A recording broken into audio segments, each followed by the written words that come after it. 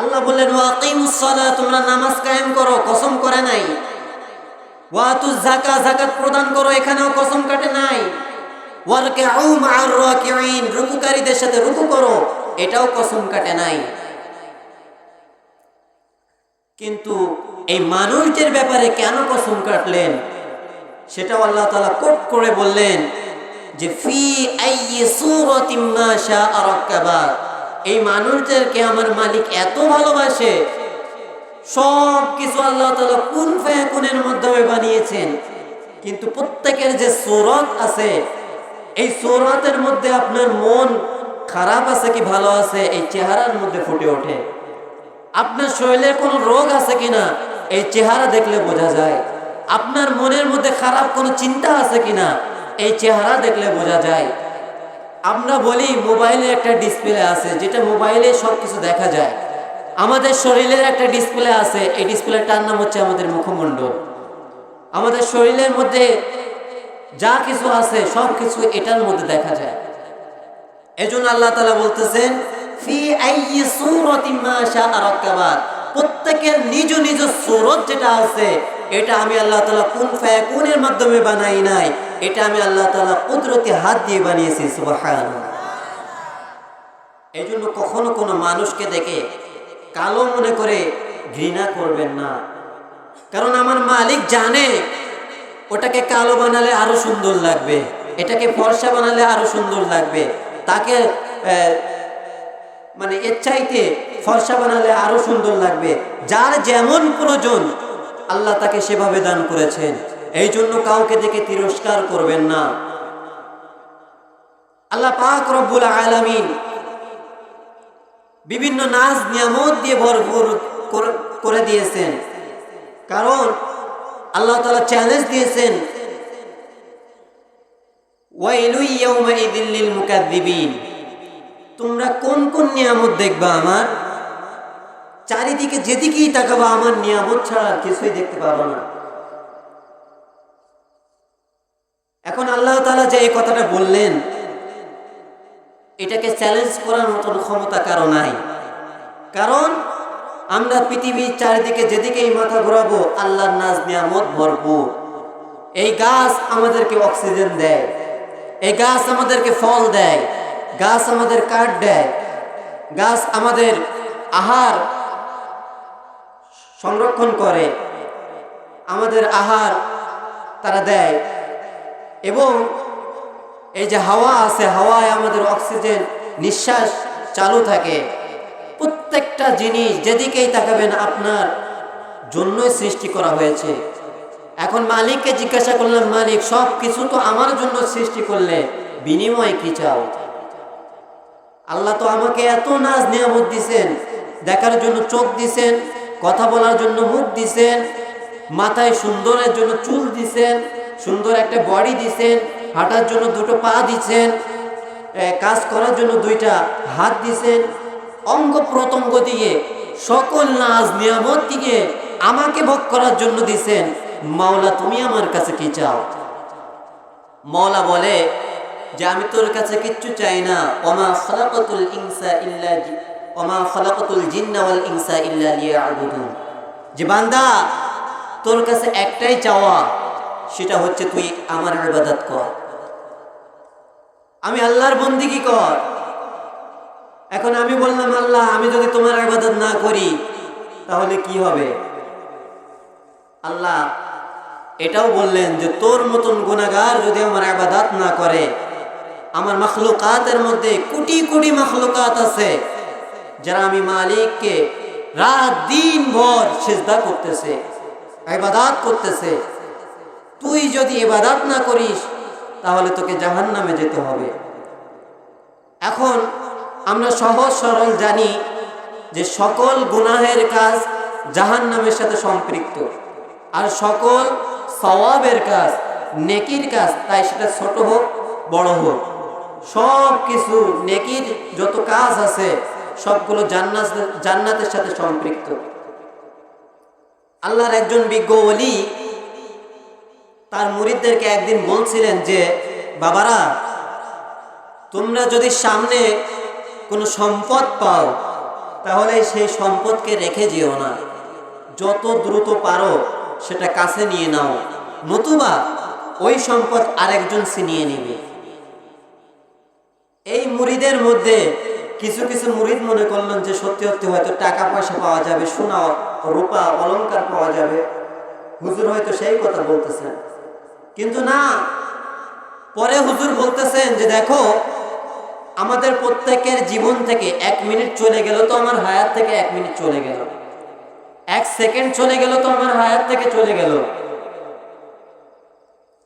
এই জন্য সামনে যেটা ভালো কাজ দেখবা, সামনে যেটা জান্নাতের সাথে সম্পৃক্ত হয় এমন কাজ দেখবা, সাথে সাথে করে ফেলবা, অন্যর জন্য অপেক্ষা করবে না। ভালো কাজ কোনটা?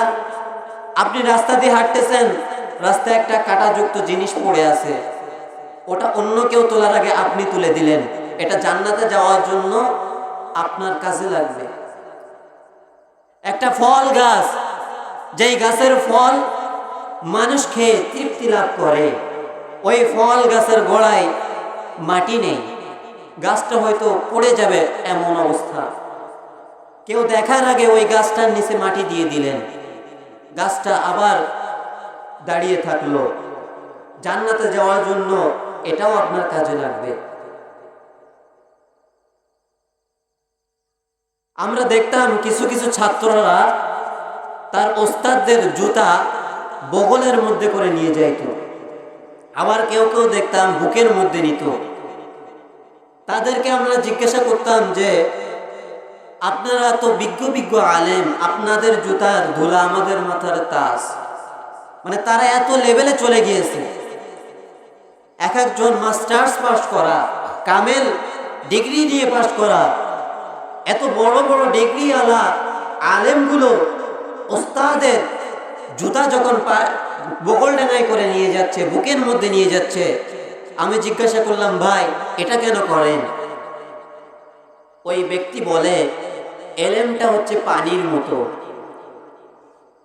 আপনি আর আমি দেখবেন পানি যখন ঢালবেন কখনো উপরের দিকে যাবে না, সবসময় নিচের দিকে যায়। এই জন্য যে যত নিচু হতে পারে নিজেকে, তার মধ্যে আল্লাহ তাআলা তত বেশি এলেম দিবে।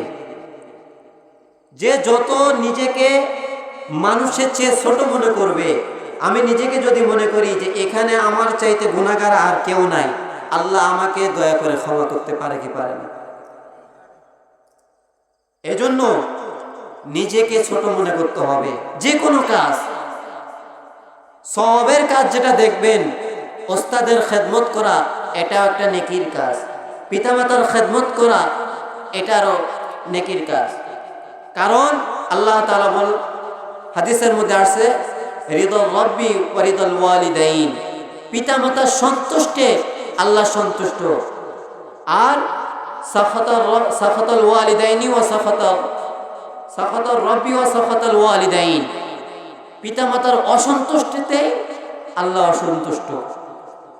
এই জন্যে আমাদের সন্তান যারা আছো,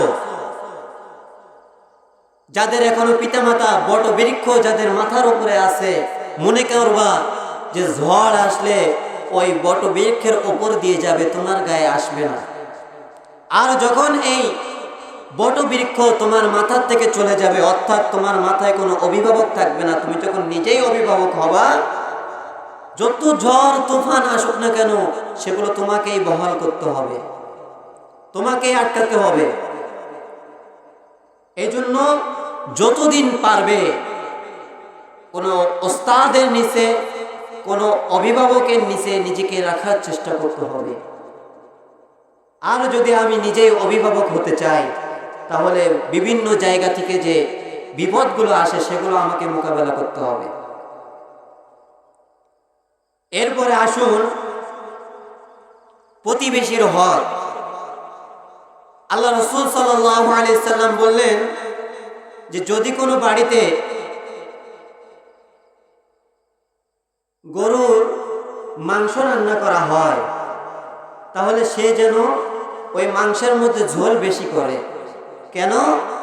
কারণ তার যে সমস্ত প্রতিবেশীরা কখনো মাংস খাওয়ার মতো উপযোগী না, অর্থাৎ তাদের সেইভাবে অর্থ নাই, টাকা নাই, যারা মাসের মধ্যে একদিনও গোস্ত খাওয়ার মতো সামর্থ্য যাদের নাই, তাদের জন্য অন্তত একটা গোস্ত না হলে অন্তত ঝোল যেন তাদের বাড়িতে পৌঁছায় দেয়। আর আল্লাহ তাআলা বলেন, ওই ব্যক্তিকে আমল আমি কখনো দোয়া কবুল করি না। সে যতই নামাজ পড়ুক, যতই তাহাজ্জুদ পড়ুক, যতই হজ করুক, যতই ইবাদত বন্দেগী করুক না কেন, তার আমল আমি কখনোই কবুল করব না যেই ব্যক্তির প্রতিবেশী না খেয়ে থেকে আর সে আরামের মধ্যে থাকে। এই জন্য হাদিসের মধ্যে এভাবেও আসছে, আমি যদি 2 তলা বিল্ডিং করতে চাই তাহলে আমার প্রতিবেশীর কাছ থেকে অনুমতি নেওয়া এটা আমার সামাজিক দায়িত্ব। আপনি 10 জনকে নিয়ে একটা কাজ করবেন, আপনার আমার কাজে বরকত দিবে আল্লাহ। আর আপনি একাকী কোনো কাজ করবেন, বিপদ আসবে, আপনার একাই তার মোকাবেলা করতে হবে। এই জন্য আসুন আমরা ইসলামের দিকে মুতাওয়াজ্জা হই। ইসলাম আমাদেরকে কি বলে? ইসলাম আমাদেরকে যে বিধিবিধান দিয়েছে তার মধ্যে সব কিছু আছে। আপনি রাজনৈতিক বলেন, অর্থনৈতিক বলেন, সামাজিক বলেন, যত কিছু আছে, পারিবারিক বলেন, সব কিছু এই কোরআনের মধ্যে আছে। এখন কোরআনের নীতি আমাদেরকে শুধু মানতে হবে। আল্লাহ তাআলা বলতেছেন যে বান্দা, ইয়্যাকা না'বুদু ওয়া ইয়্যাকা নাস্তাঈন, যে বান্দা বলে যে আমি তোমারই ইবাদত করি, তোমার কাছেই সাহায্য চাই, তুমি আমার ইহদিনাস সিরাতাল মুস্তাকিম, যে মুস্তাকিম যারা, দাওয়াতুল মুস্তাজা যাদেরকে বলা হয়, যাদের দোয়া আল্লাহ তাআলা কখনো ফিরাই দেন না, কবুলনীয় দোয়া যাদের আছে, ওই সমস্ত ব্যক্তিদের মতো আমাদেরকে আল্লাহ তুমি কবুল করে নাও। তারা যে পথে চলেছে ওই পথ আমাদেরকে চলা তৌফিক দান করো। এভাবে যখন দোয়া করতে থাকি তাহলে দোয়াটা কবুল হবে কেমনে? আমার প্রতিবেশী না খেয়ে থাকে আর আমি খেয়ে, এভাবে কি দোয়া কবুল হবে? কখনো হবে না। এই জন্য আসুন প্রতিবেশীর হক আদায় করতে হবে। আর যে বিষয়টা নিয়ে আজকে জানেন যে আজিজিয়া মাসুমিয়া তাহফিজুল কোরআন মাদ্রাসা আপনাদের এলাকার একটি সুনামের সাথে যে মাদ্রাসাটা চলতেছে, আজকে এই মাদ্রাসার 3টা ছাত্র হেফজ শুরু করবে। বিশেষ করে তাদের এই হেফজ শুরু করা কতটা বরকতময় আপনি আর আমি হয়তো এটা উপলব্ধি করতে পারবো না। কেন পারবো না? কারণ আমরা কোরআন নিয়ে অত গবেষণা করি না, যতটা না আমরা পারিবারিক বিষয় নিয়ে গবেষণা করি। আমরা কবর নিয়ে অতটা গবেষণা করি না, যতটা আমরা সাংসারিক বিষয়ে গবেষণা করি। যদি করতাম তাহলে কোরআনের সংস্পর্শে আসতাম। কারণ কোরআন তেলাওয়াত এমন একটা জিনিস, কোরআন তেলাওয়াত হচ্ছে আপনার আমার রূহের খোরাক। কোরআন তেলাওয়াত হচ্ছে আপনার আমার দেহের খোরাক। মেশিনে যেমন তেল না থাকলে মেশিন চালু করা যায় না, ব্যাটারিতে চার্জ না থাকলে ব্যাটারি চালানো সম্ভব হয় না। আর দেহের একটা খোরাক আছে, এই দেহের খোরাক হচ্ছে কোরআন তেলাওয়াত। এই দেহের খোরাক যদি আপনি আর আমি না মিটান তাহলে আপনার এই দেহ কবরে গিয়ে পোকা মাকড়ে খেয়ে তছনছ করে দিবে। এই দেহ কোনো আপনার কাজে আসবে না। এই জন্য দেহকে সংরক্ষণ করতে হলে, নিজের নফসটাকে ঠিক রাখতে গেলে আপনাকে আমাকে রূহের খোরাক দিতে হবে, দেহের খোরাক দিতে হবে। আর দেহের খোরাকটা হচ্ছে কোরআন তেলাওয়াত। কোরআনের আরেকটা নাম আছে, এটাকে আরবিতে বলা হয় জিকির। আমরা বলি যে আল্লাহ তাআলা জিকির করতে হবে, কোরআন তেলাওয়াতই মানে আল্লাহ তাআলার জিকির। আবার কোরআন তেলাওয়াত মানে আল্লাহ তাআলার কাছে দোয়া চাওয়া, কোরআন তেলাওয়াত মানে আল্লাহর কাছে শিফা চাওয়া। এক তেলাওয়াতের মধ্যে সবকিছু আছে, শুধুমাত্র আমাদের কোরআনের কাছে যাওয়া বাকি। প্রত্যেকের ঘরের মধ্যে এই কোরআন আছে, কিন্তু দেখার মতো সুযোগ আমরা পাই না। সন্তানের মায়ায় পড়ে, বিবির মায়ায় পড়ে, পারিবারিক সমস্যার মায়ায় পড়ে, দুনিয়ার রং তামাশার মায়ায় পড়ে আমরা কোরআনকে দূরে ঠেলে দিচ্ছি, কবরকে দূরে ঠেলে দিচ্ছি, হাসরকে দূরে ঠেলে দিচ্ছি। কিন্তু যতই দূরে ঠেলে দেয়, কাজী নজরুল একটা কথা বলছিলেন যে কাগজ কাটকা গুড়ি বানাকা গুড়ি ওড়াকা। কথাটা ছোট হলেও অর্থ অনেক বিশাল। আমরা যখন গুড়ি ওড়াই সর্বপ্রথম কাগজ কাটা লাগে, এরপরে গুড়িটাকে বানাতে হয়, এরপরে গুড়িটাকে ওড়াতে হয়। কিন্তু দেখবেন যখন গুড়িটা উপরে ওঠে, এই গুড়িটা উপরে উঠে টান দিতে থাকে আর মাথা নাড়া দেয় যে আমি আর নিচে নামবো না। কিন্তু যতই গুড়ি মাথা উপরে গিয়ে নিচে না নামে, সুতোর কি আমার হাতে না, ও টান লিখে আসবে না। ও যতই বলুক যে আমি আর আসবো না, ও মাথা নাড়াবে আমি আর আসবো না, টান দিতে থাকে, মনে হয় যেন দড়ি ছিঁড়ে নেবে, এর একটা ভাব। কিন্তু যতই মাথা নাড়ায়, ওই গুড়ির মালিক যে আছে যখনই লটাই টান দিবে ও বাধ্যতামূলক আশায় লাগবে। তা কাজী নজরুল বলতেছে যে আমাদের প্রত্যেককে দুনিয়ার মধ্যে ছেড়ে দেওয়া হয়েছে গুড়ির মতো, এই লটা সুতা আল্লাহর হাতে আছে, যখন টান দিবে যাওয়া লাগবে। যে কোনো মুহূর্তে টানতে পারে, মালাকুল মউত আসতে পারে। হয়তো বলতেছেন যে মালাকুল মউত হয়তো আমাকে আপনাকে চিনবে না। হাদিসের মধ্যে আসছে মালাকুল মউত প্রত্যেকের দরবারে, প্রত্যেকের হুজরার মধ্যে দৈনিক 5 বার করে সাক্ষাৎ করে প্রত্যেকের কাছে। সেই সময়টা আপনি ইবাদতের মধ্যে থাকতে পারেন, সেই সময়টা আপনি গুনাহের কাছে থাকতে পারেন, সেই সময়টা আপনি বিভিন্ন কাজের মধ্যে থাকতে পারেন। এই জন্য সাবধান।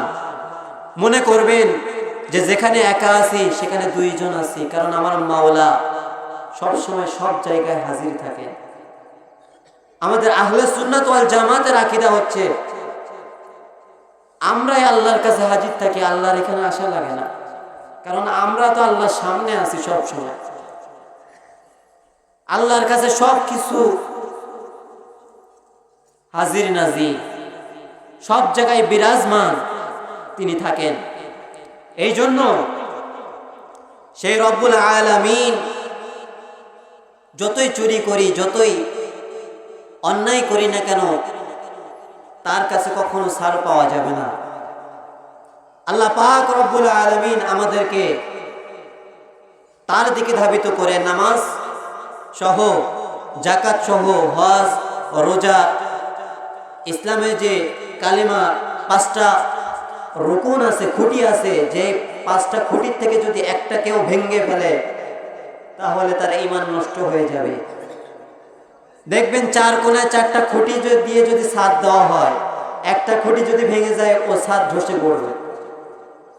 তা ইসলামের 5টা খুঁটি আছে, রুকুন আছে, এই 5টার থেকে কালেমা, নামাজ, রোজা, হজ, যাকাত, এই 5টার মধ্যে যদি কোনো একটি যদি আপনার থেকে ছুটে চলে যায়, তরফ হয়ে যায়, আপনি যদি সেটাকে ওভারটেক করে চলেন, তাহলে নিঃসন্দেহে আপনার আমার ঈমান চলে যাবে।